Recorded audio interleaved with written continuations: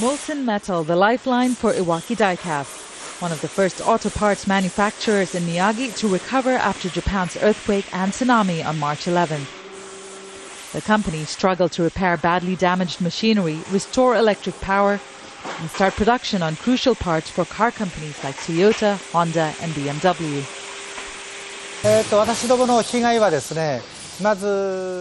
Our magnesium plant was completely washed away. Here, though, we couldn't keep our furnaces running after the power went out and the molten metal solidified. That was the main problem, and also the foundation of our plant was also damaged. Now the yellow robotic arms are working at nearly full capacity, but the same can't be said for Iwaki Diecast subsidiaries. This is what's left of one of the factories that supplied materials for them. It was wiped out in the tsunami. There are countless factories like this along Japan's ravaged northeast coast. They are crucial to the auto industry. But many of them are still struggling to recover, which means that many car makers are not getting the parts they need to bring production levels back to normal. The small seaside town was dotted with manufacturers. The area was one of the worst affected by the tsunami. Miyagi Prefecture accounts for 60% of all the confirmed deaths.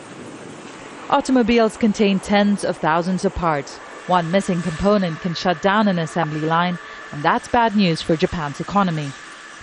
Production of auto industry would probably account for, let's say, 1/3 of the total manufacturing output. If you include the related industries, means overall production of Japan in the manufacturing sector would remain like 10 to 15% below the level we saw before the quake. At Iwaki Diecast, the lack of orders is keeping its plants from ramping up production.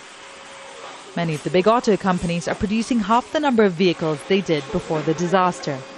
Toyota, Honda and Nissan do not expect production to recover until at least November. Manufacturers are also bracing for power cuts in the summer following the closure of nuclear plants affected by the tsunami and earthquake. A prospect that could hike costs, and for companies that survived the March 11 disaster, it could put the lights out for good. Divya Gopalan, Al Jazeera, Miyagi, Japan.